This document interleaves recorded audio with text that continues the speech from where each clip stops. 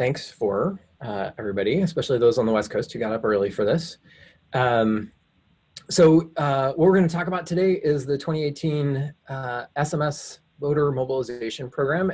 There's a couple things that aren't in here that are still coming. The warm SMS, warm meaning vote.org already has a relationship with folks, and then some voter registration pieces that Katherine and I are still working on getting the data for. It's just logistical hurdles. The agenda today, we're going to talk about the program. We're going to talk about mobilizing for early in-person voting. Then we'll talk about mail ballots. We'll talk about, kind of summarize the lessons. I realize there's one item not on here that I know will be of interest to Carrie and probably others, which is mobilizing in the wake of natural disasters. We will talk about message tests that we did. Katherine's going to cover the first part of this, and then I'll pick it up. That doesn't reflect the division of work, just the division of the presentation. So with that, I'll turn it over to Katherine to talk about the program. Great. So just an overview of what we did. So this was a program using peer-to-peer texting. So this was conducted by paid operators using the services Hustle and Relay, who are employed at 2 centers, one in Oakland, California, and one in Austin, Texas. So to comply with regulations, individuals have to hit send on all of these text messages. So that was the operation that was set up to carry this out. And so this is an experiment or a randomized controlled trial. This is the research method that enables us to say that a certain treatment, such as being assigned to get a text message, actually causes an increase in turnout. And these experiments were based in part on vote.org's previous testing programs from 2016 and 2017 that found significant increases, 0.2 percentage points in 2016 and 0.6 percentage points in 2017. Again, using this cold texting where there's no prior relationship with the voter. Those 2 messages identified the standard practices that we are using in these experiments. We're putting the standard practice to the test against some other messaging and timing conditions to see if we can further improve on what vote.org is already doing. And we're going to compare our results a bit to another meta-analysis by 2 political scientists that looked at all of the other extant SMS research they could find and found that on average, texting generates a 0.29 percentage point increase in turnout. So we want to see how our results with a much larger sample size, varying messages, varying timing, et cetera, how we do compared to this, this previous estimate of 0.29 percentage points. So here's a map of what experiments were conducted where. We had experiments running in states that only offer, essentially only offer election day in-person voting. We also had several states that allowed early in-person voting and election day voting as well. And then we added a number of states and portions of states, specific media markets in New York and California, due to having added capacity in the run-up to election day. So you can see that we covered, most of the United States. We had a lot of people in these experiments, and we tailored what the voter got based on how they were able to vote in their specific jurisdiction. We also looked at people who vote by mail in 2 forms. One is people who specifically requested ballots. So that's the states in green. These were voters who had proactively said they wanted to vote absentee, and we obtained that list from TargetSmart of who those voters were. And then states that have only voting by mail. So that's Washington, Oregon, and Colorado, where they have a widespread postal voting system. So we had to address those voters in a different manner.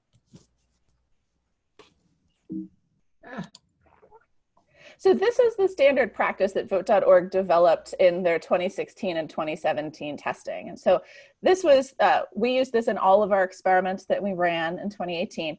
So the first message emphasizes when election day is going to be and uses what's called descriptive social norms. Join millions of people like you. We know that if we tell voters that everyone's doing it, that increases turnout. The second message reemphasizes this and then offers a chance for voters to respond and get information about candidates.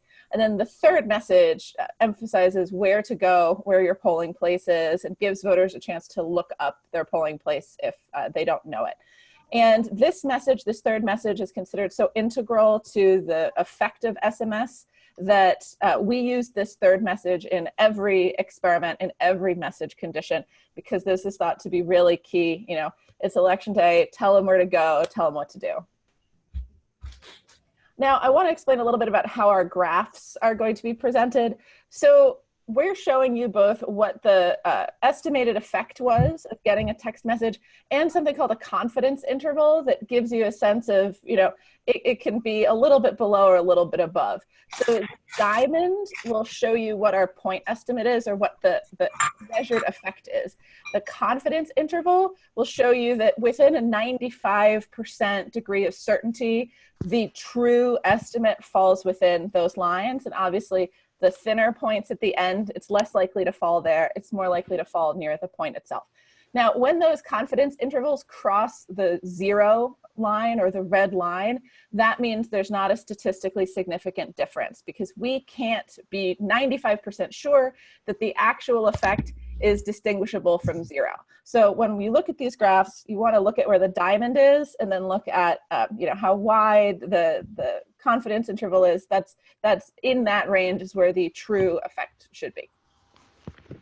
And then separately, you can compare treatment versus treatment. In this example, there's an overlap horizontally between the green and the orange. So we wouldn't be able to distinguish between the green treatment and the orange treatment, because they're not separate enough that we can distinguish between the two with, again, our high confidence. Okay, so first we're going to review an overview of our efforts to get people to go out and vote in person. I'm going to give you the main effects, and then Chris is going to talk about the experiments within the experiments. Okay, so this is our main effect. Across all of the people in our experiment, if you were assigned to receive a text message, your turnout went up by 0.27 percentage points relative to a control group. And that effect is on par with postal mail, right? So no one questions the utility of direct mail. We're able to show with this, with high degree of certainty, that text messages, regardless of method, regardless of message, are as effective and generate a statistically significant increase in turnout. Now, not all text message, not all cell phone recipients, I should say, are created equal. The data vendor scored the cell phone numbers of the people in the experiment as to whether they were very certain, had a high confidence that we were actually texting that person. Good confidence, like, yeah, you know, it's probably them. And weak confidence, we're maybe not sure who this person is. And you can see that texting people with high confidence scores and good confidence scores works. Texting people with weak confidence scores doesn't seem to work. Essentially, if we don't know that this person is there, we can't effectively reach them. So one thing we can say is that these weak confidence scores should be excluded going forward, because we're not moving the needle. We're not actually sure who we're texting. But high and good confidence scores are both worth the investment. Separately, we looked at timing for people that were eligible to vote both early and on election day. Just reminding people to vote early did not increase turnout relative to people who got no texts from vote.org. However, telling people to vote on election day or telling people to vote early and or on election day, both of those increased turnout by a statistically significant margin. There was no difference between the election day only and the early plus election day treatments. So both of those work, though the early plus E-day is you know, slightly higher, but not significantly different. So if we exclude our weak matches and exclude people who only got early voting reminder, right? So we take out the stuff that we know didn't work.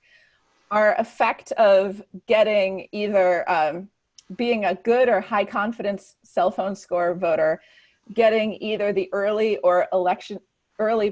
the election day or early plus election day treatments, that effect was approximately 0.43 percentage points better than control. So that's actually better than direct mail. So we can see what we think the real effect is when we're optimizing this tactic towards people we can reach in a time frame that we think is going to be most effective.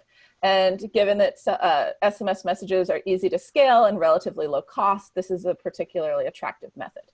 So now I'm going to toss it over to Chris, who's going to talk about our different messages and whatnot. Okay, this is just carrying on a little bit. So one of the things we looked at here is within the results that Katherine was just talking about, we looked at differences across some of the subgroups. So just to be clear, this is going back to all data. We see exactly the same patterns when we take that best data that Katherine was just talking about, but we, everything is shifted up, but the same differences across the subgroups. So one difference is among people who were drop-off voters. So here we restricted it to people who were registered in 2014. And so on the left, you see people who voted in 2016, but not 2014. So they're the kind of people who show up for the presidential election, but not the prior midterm. And our mobilization effect is a little bit bigger than the folks in the other, on the right, who were either more consistent voters or some of them were consistent non-voters. They'd been registered but hadn't voted. We looked across the race and ethnicity codes. Just to be clear here, race and ethnicity is defined by an algorithm from TargetSmart in some states that used to be covered by Section 5 of the Voting Rights Act, which is no longer in force thanks to the Supreme Court. But those states actually collect people's self-reported race. But for most of these folks, it's an algorithm. So there are issues about how good it is, but it's at least a benchmark and it's the data that we have. And there is a bit of difference here. Most of that difference is driven by the fact that our effect was least strong among the white women under 30 who were part of our target universe. African Americans are a little bit lower than the Latinos, Asian Americans, and other people of color. We put other people of color together because we break them out. Those error bars get really big and it's hard to interpret. There is a bit of difference across age. Sorry, this is not age, this is projected turnout. So TargetSmart produces a projection of whether people will turn out based on past research by academics and places like the Analyst Institute. We would expect the largest effect to be right in the middle of this distribution, and we see a bit of that, and it drops off as we get to the higher ranges. I should note here that the target universe here, we selected people between 10 and 80. You see a few people who are very high and a few people who are very low because we also included new registrants, regardless of what their projected vote history, or their projected turnout is.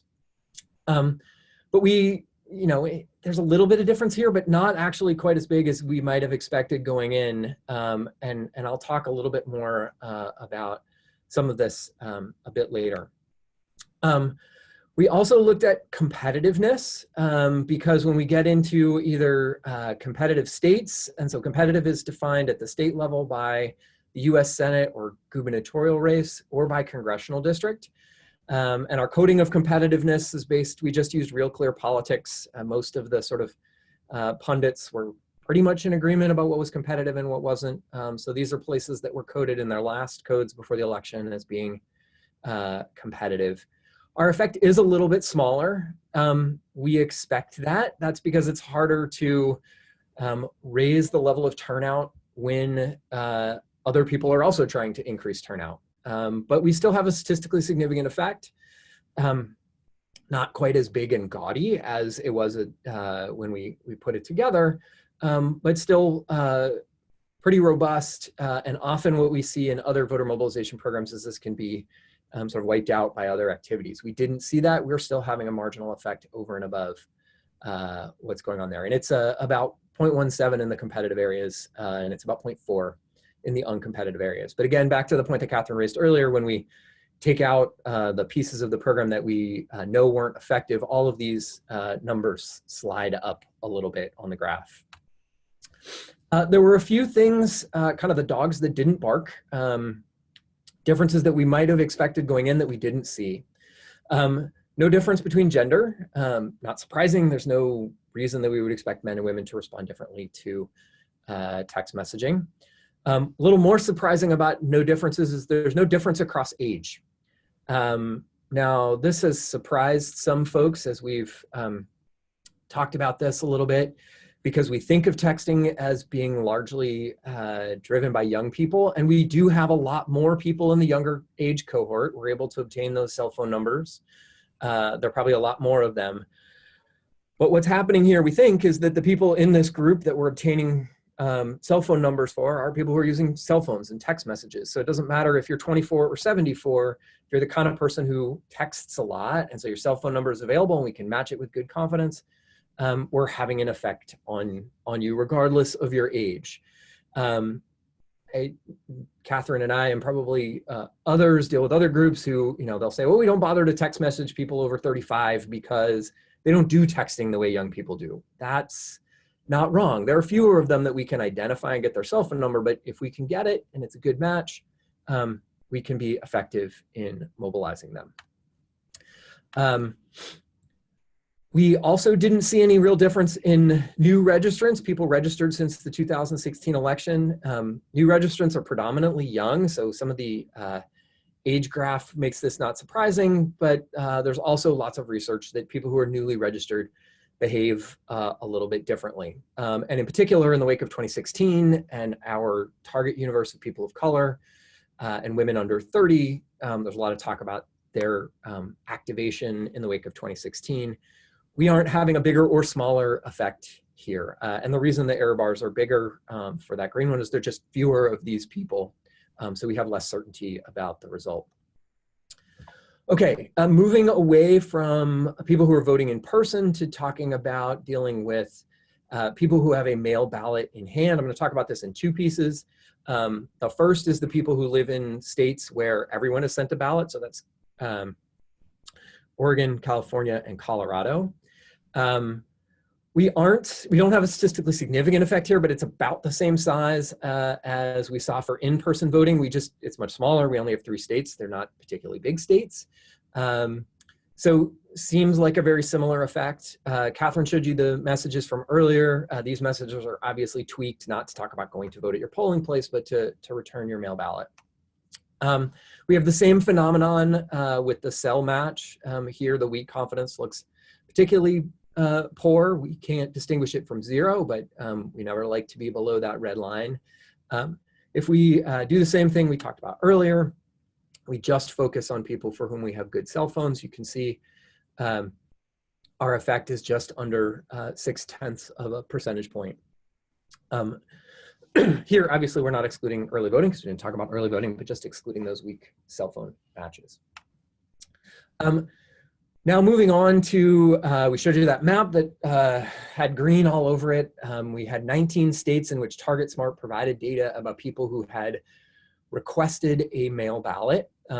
In some states, that's people who are on a permanent list, like Arizona and California. They've requested a mail ballot in every election. It's a standing request. In other states, they requested it specifically for the election. Some of those states had no excuse, like North Carolina. Others were states where they had to provide an excuse, but they had a mail ballot in hand and we wanted to make sure they returned it.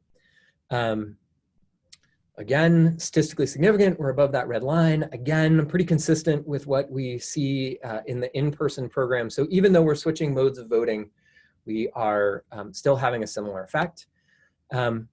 We see the same sort of situation where the high confidence and good confidence, but especially the good confidence looks better. This looks a little weird. Why the issue with high confidence? Anecdotally, it seems like other campaigns and other organizations were using those high confidence numbers to reach out to people with mail ballots in hand. So we sort of, our effect is smaller because other people were doing similar things to what we were doing. And again, that effect rises a little bit when we take into account taking out those weak cell matches. A thing that we added, and Carrie Clark, who's on the call from North Carolina League of Conservation Voters Foundation, was kind of integral in this, paid for the program in North Carolina. So we had 2 major hurricanes make landfall in the United States in 2018, Florence in North Carolina, and then a little bit later, Michael in the Florida Panhandle and Georgia. We were already running programs to low propensity voters, new registrants in these states. We were also, for anybody who had requested a mail ballot in these states, we had a large number because all 3 of them are states that have no excuse mail ballots. But we wanted to reach out to people who are a little bit higher, who we were worried about not voting, even though we would have expected them to show up at the polls. But in the wake of the hurricane, obviously other things on their mind, we wanted to make sure they still voted. We don't reach statistical significance here, but we're getting close. And again, we're right in that range of what we saw. These are higher propensity voters. So people who are from 70 all the way up to 100% likely to vote. But if we break this down and we look at the people who were just above our normal range of up to 70, we see that we're having a pretty large effect here. We're not having any kind of effect on the people who are in the 80 to 90 and 90 to 100 range. You can see if you look down on the right, I'm not sure if this is visible on your screen, but turnout in that 80 to 90 range was almost 94%. Turnout in that top range was 98%. It's just hard to mobilize people. The reason they're not voting at that point is not something we're going to change with a text message. So we look at this as a lesson. If you were on the call early, you heard me joking around with Carrie. Hurricanes that now seem to be a regular feature of elections in North Carolina. Climate change has brought us other natural disasters besides hurricanes. We had some concerns about forest fires in 2018. We were looking at doing this in places like California and other places in the West. The ability to reach out to these folks and have a difference in their participation, I think, is an important place that, as far as I know, no one else is really paying attention to. Okay, now I'm going to circle back a little bit. Mostly I'm going to be talking about in-person tests here. So embedded in these big broad programs where we've been talking about the overall effects, we talked about a number of different messages. Now, partially because Carrie and Matt are on this call and they have worked with me in the past. I want to be clear, these are not wild and crazy ideas, and I have been known to try those. These are all messages that have worked either for direct mail or phone calls or canvassing or other forms of mobilization where we're adapting that message and applying it in SMS to see what works and what doesn't. And as Katherine talked about at the beginning, all of these tests, we broke different groups of messages into different tests just so that it wasn't crazy for Raven and Magdalene and Debra to implement. But all of those tests have the standard practice, which is based on the 2016 and 2017 tests by vote.org. So the first test is based on some research by Kostas Panagopoulos and Don Green, where they provided candidate names to help people feel more informed. We did this in Florida and Texas. There's actually a slight error on this slide, which I just noticed. People got the names for the gubernatorial race, partly because we were worried that it was, these were overshadowed by the Senate race. Senate races were really high profile, as you may remember, but trying to help people feel informed. And as Katherine referred to earlier, in some of these messages, we leave the standard practice message. So when you see the light gray on both sides here, that's because it's the standard practice message. We just changed the middle message. This candidate name idea, despite working in non-SMS form, didn't make any difference here. They're statistically indistinguishable. In this set of states, our treatment effects were a little higher, 0.5 for standard practice, 0.43 for percentage points for the candidate name. Another idea that's based on a fairly well-known study where Facebook provided or created a little app that allowed people to essentially put an I voted sticker in their timeline and on their profile on Facebook. And that increased turnout. So this was working actually with a student of mine, Hannah Fishman. So we created a way that people could reply, and then they would post this I voted sticker directly on Facebook. There's a bunch of theoretical mechanisms that I won't go into about why we expected this to work, not just the fact that it worked in this Facebook study. And Facebook has actually replicated it. I have the citation for the original study, but they've replicated it since then. And again, there was no difference here. Here they're dead even.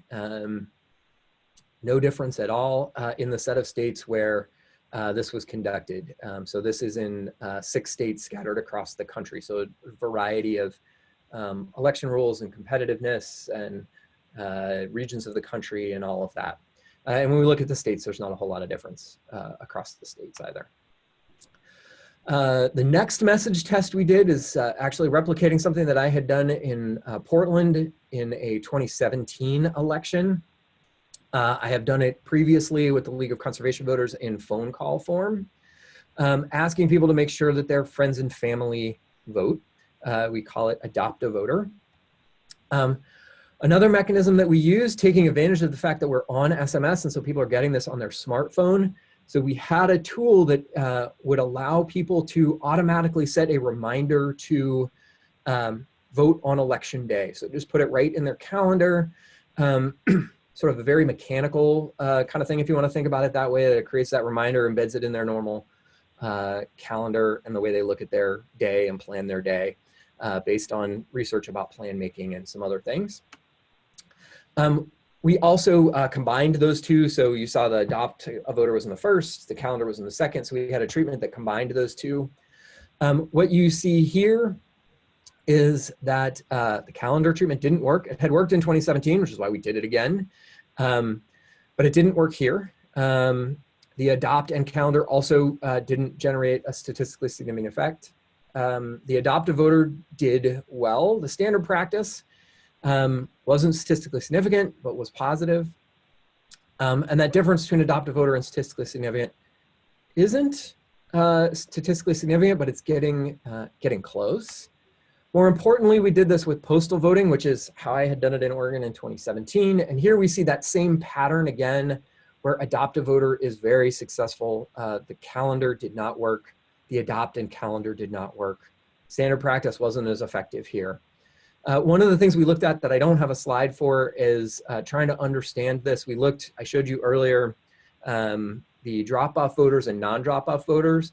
What we see is the calendar treatment was extremely effective, tied with adopt a voter among drop-off voters. And in the 2017 experiment, that's primarily what we were mobilizing. So in that subset, calendar was effective. It wasn't better than adopt a voter. So as we go forward, we should still use the adopt a voter treatment.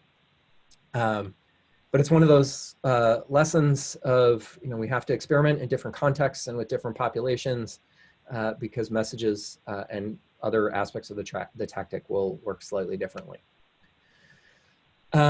Most of you are familiar with social pressure. And our next message test, one of the conditions was about social pressure. By the standards of the realm of what people are doing, this is fairly light social pressure. It uses the gratitude treatment. Thank you for being a registered voter. It also adds a piece trying to bolster the accountability, telling people we're going to survey them about their experience at the polls. If you're going to be surveyed about your experience someplace, you have to actually go to that place. So it raises that sort of monitoring and an accountability mechanism in social pressure. We compared it to political efficacy. There's long-standing research in political science, political behavior, and in psychology that if people feel like they are good at something, they're more likely to do it. So we're trying to bolster their efficacy here. And we also have the standard practice treatment. What we see here, there is a difference across the treatments. Standard practice was actually the least effective. So standard practice, again, is that 2016, 2017 testing-based treatment. Political efficacy was better than that, but still better than that was social pressure. If you're familiar with the research on direct mail and phone calls, canvassing, this shouldn't come as any surprise. It's the go-to treatment there as well. But it was also a winner here for SMS. We also did this test in the mail ballot chase. We see the same pattern, although here the survey social pressure is tied with efficacy. They're not significantly different from one another, but the same sort of general pattern gives us confidence that this is a general thing about which messages are most effective. Okay. One caution here is that we compared the social pressure survey message and the standard practice message in a program in the Georgia runoff, and we didn't see a difference that we have seen here. So we want to keep testing. Maybe this is more good news about standard practice and less good news about survey, because in that case, they both worked quite effectively. But across the context, things might work a little bit differently. But the tie here in Georgia still suggests that we should try this social pressure and survey message going forward. Okay, so that was message testing. We also did some testing about how many and when. We added, Katherine referred to this, you saw them on the earlier map, they were orange. We added Connecticut, Maine, and selected media markets in New York City and Connecticut. We were only able to deliver 2 messages, and in fact, sort of 1.5, because we ran out of time to deliver the second message to all of these. And this worked pretty well. One of the things about these states, they're mostly in the uncompetitive. They had some competitive congressional races in them, but they look more like the uncompetitive area because the uncompetitive effect we saw earlier, because a good chunk of these are uncompetitive. But this late addition and just doing sort of 1 to 2 messages seemed to work quite well. That's not true about ballot chase. So California was one of the states we added. More than half the people in California now vote by mail, either because they have requested it for every election or they live in one of the counties or precincts in the state that election officials designate as postal voting. And this last minute addition did not work at all. I referred to the, actually I called it the Georgia runoff earlier. That was a mistake on my part. It was the Mississippi runoff where we compared them. In Georgia, we did a test of whether we sent 1 or 2 text messages. So Georgia, as you may remember, holds a runoff if no candidate reaches 50%. You may remember the governor's race didn't quite make it there, but several other races did, including from Vote.org's point of view, the important race for Secretary of State that sets election policy. It is a bit higher for 2 messages than 1 message, and that's enough higher that when we look at it, it's probably worth it in a cost, from a cost per net vote perspective to get that extra boost, but not as different. Oh, here's the cost per vote, right? So it's a bit more expensive when we are sending 2 because it costs more, but still a very reasonable cost per vote metric, which was really, we're obviously getting more people to the polls. That's important, but how much does that cost go up? And it still looks worthwhile. Okay, the summary here. As a benchmark, the best practice here is $46 a net vote, or if you prefer to think about it in the votes per $1,000, just short of 22 votes per $1,000. That's social pressure mail. So if you go to the Analyst Institute and ask them, what should I spend my money on first? They will tell you social pressure mail is the best GOTV tactic. For in-person voting, we're a little bit more expensive than that. For postal voting, we're more expensive than that, but close. And for ballot requests, we're a little more expensive than that.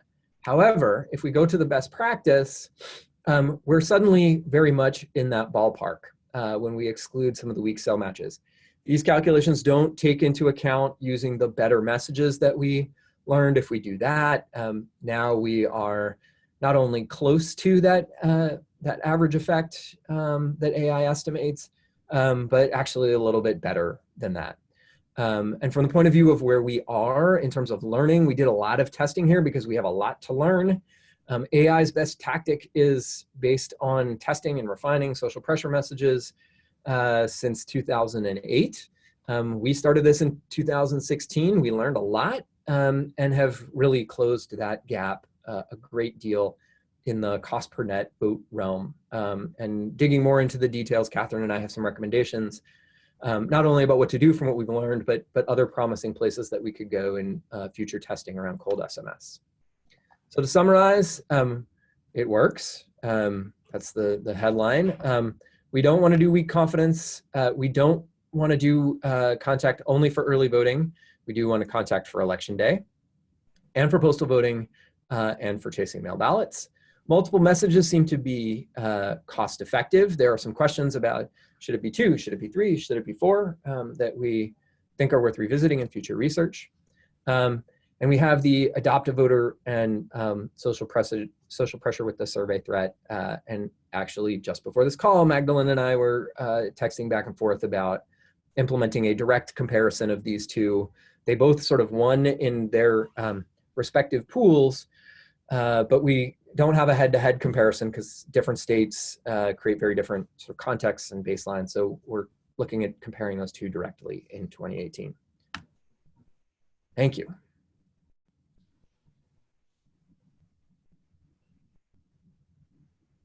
Awesome. Thank you both so much. This is really fantastic and so much to think about. Can we open it up to questions? Is that? Absolutely. Okay, awesome. Well, I won't be shy here. Could you just clarify, Chris, on the weak confidence scores, is that 30 and below? Or is that still like a little fuzzy exactly what that number is? So we're now working with Catalyst, which is a different scoring system, although with the same sort of underlying concepts as Target Smart. Target Smarts are on a scale of 1 to 11, where 1 is best. So the high confidence were 1. The middle confidence were 2, 3, and 4, I think. And or maybe just 2 and 3. And then the weak confidence are all the rest. The way the Target Smart score, if you think about the way they do matching, so 1 means it matched name, address, all the other information that we have between the cell phone record and the voter record. 2 means it matched most of that. So maybe some piece, maybe spelling of the first name isn't the same, that sort of thing. The lower scores are just fewer and fewer elements matching. Maybe the address matches, but not the name. Maybe the name matches, but not the address. Maybe the first initial and the name matches, that sort of thing.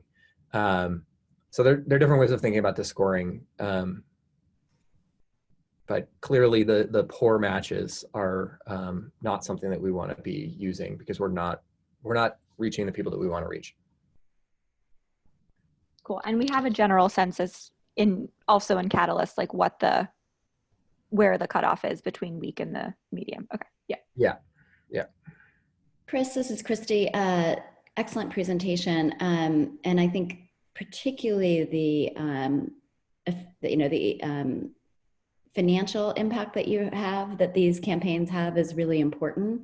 I hope we'll do in the next write-up, maybe just do a comparison to direct mail, because I think is that the comparison that we would want to do, or are there other comparisons that we would want to illuminate in a report?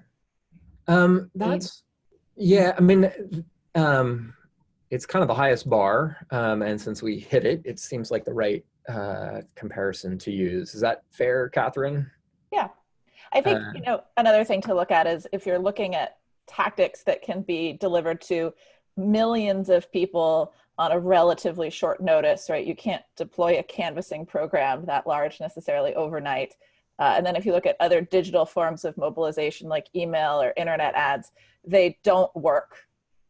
So period. Yeah, that's super helpful. And then the last thing I just wanted to, I think it's a clarifying question, I hope, which is the adopt a voter and vote tripling. Is that the same thing?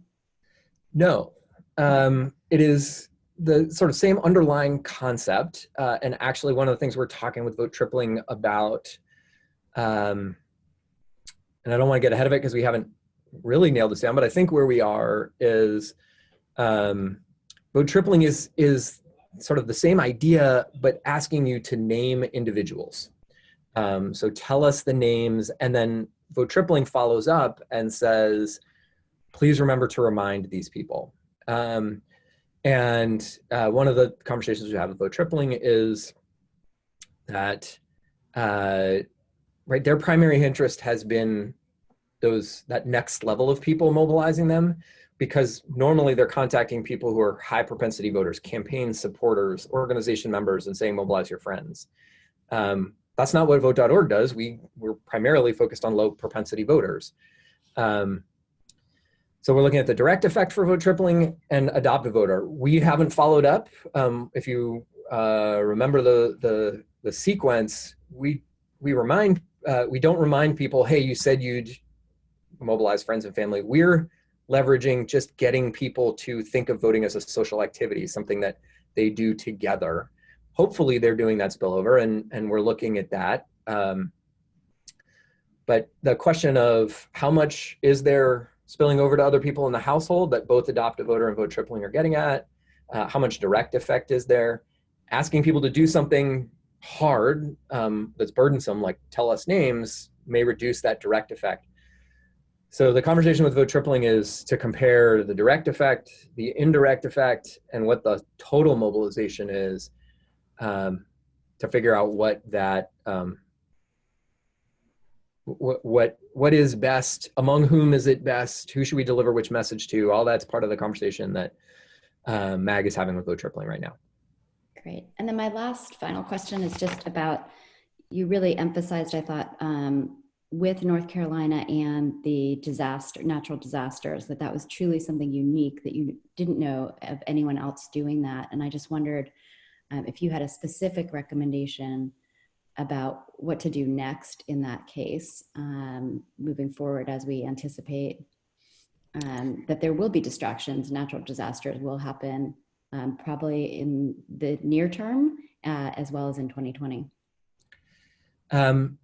Yeah, so, in talking to Carrie about this, who initiated this, and North Carolina League of Conservation Voters Foundation ran other programs using Facebook ads, using direct mail, other ways of trying to reach people in these disaster areas, because we started this conversation as Florence was bearing down on North Carolina of what do we do? And we looked around. I spent a bunch of time talking to people who study voting and people who study natural disasters, people who study election administration, and we couldn't find anything. And so, this is a tool. It seems to have some effect. There's some of the other things that NC-LCVF did also seem to work. So sort of being ready, and as Katherine referred to earlier, the ability to be on standby and get this going quickly. Right? We have an election in 2 weeks in Louisiana. If there's a hurricane, and they seem to pop up quickly these days, right? Doing SMS is one of the few ways that we could get this launched quickly and reach people. Same for Virginia in its 2019 election. Hopefully Katherine isn't subject to a hurricane, but right, they're a month away, and the kind of lead time you need for some of the other programs just isn't going to be there. We did things in North Carolina, or Carrie did, that we couldn't replicate in Florida and Georgia just because Michael hit several weeks later, 3 or 4 weeks later, and there just wasn't lead time to the election to try to do those things. Katherine, do you want to chime in? No, I just think generally, I think this has big policy implications. It's one of the challenges is that with the hurricane tests in particular, the control group voted at a rate of 93%. And like Chris said, when just about everybody is voting, there's not a lot of people left on the table. So we might see greater effects from an SMS program targeted at hurricane regions in primaries, off-year elections, local elections, that sort of thing, where your baseline level of turnout is just not going to be as high. Yeah, I should also mention one thing, which they ended up on the cutting room floor because this was a lot of slides already. Within each of the programs that we did around early and election day voting that covered North Carolina, Florida, and Georgia, we also looked at how effective those were to the lower propensity voters. And what we saw was that it was also effective in hurricane areas. We were a little worried it would be less effective because of the challenge of voting in the wake of the hurricane, but they were equal or better. We don't have that many people in those areas, so we don't have a lot of statistical certainty, but we seem to be having an effect in those areas as well among the lower propensity voters, not just these high propensity voters. So when we think about ramping up, if we get a hurricane in Louisiana or Virginia, or we get, or Mississippi, or we get wildfires or something like that, right? It's hitting the broad spectrum of everybody. We seem to make a difference and make sure that people are participating despite the distractions and disruptions of a natural disaster.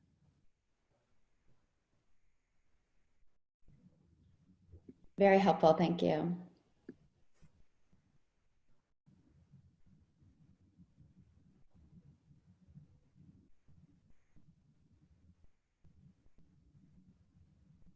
I don't want to put you on the spot, but Carrie or Matt, did you all have anything?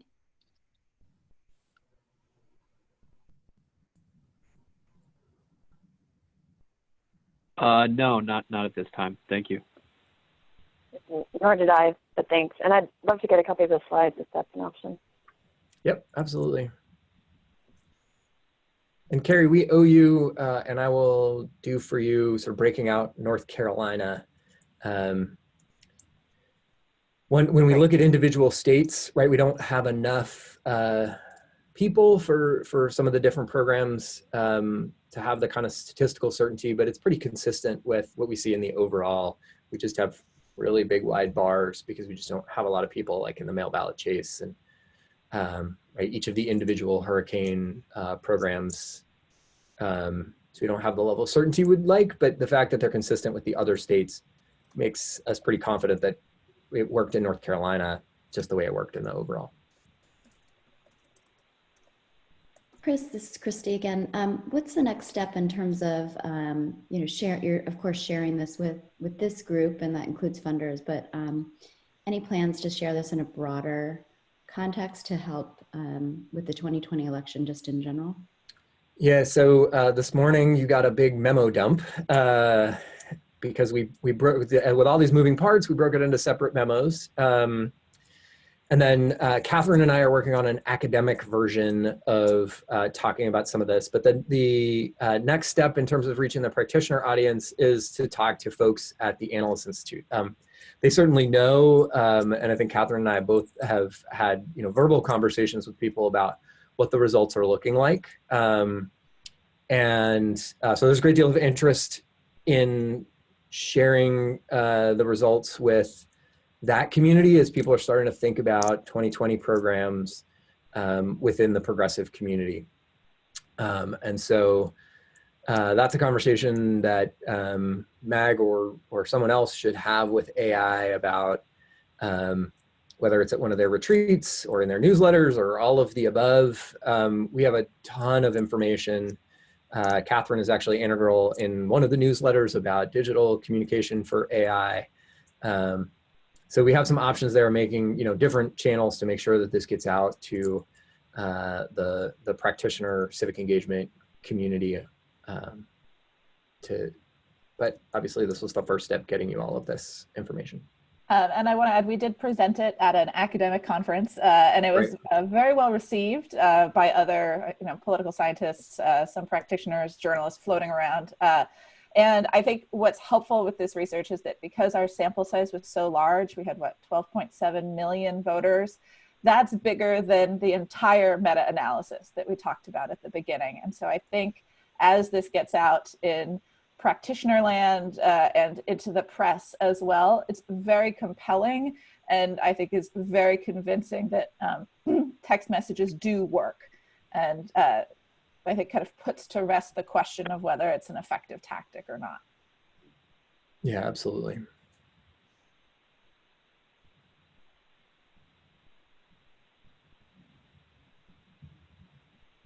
Great. I just have one more question. And yes, the sharing with the Analyst Institute community is definitely been on my list. So we'll be sure to follow up and make sure that that happens.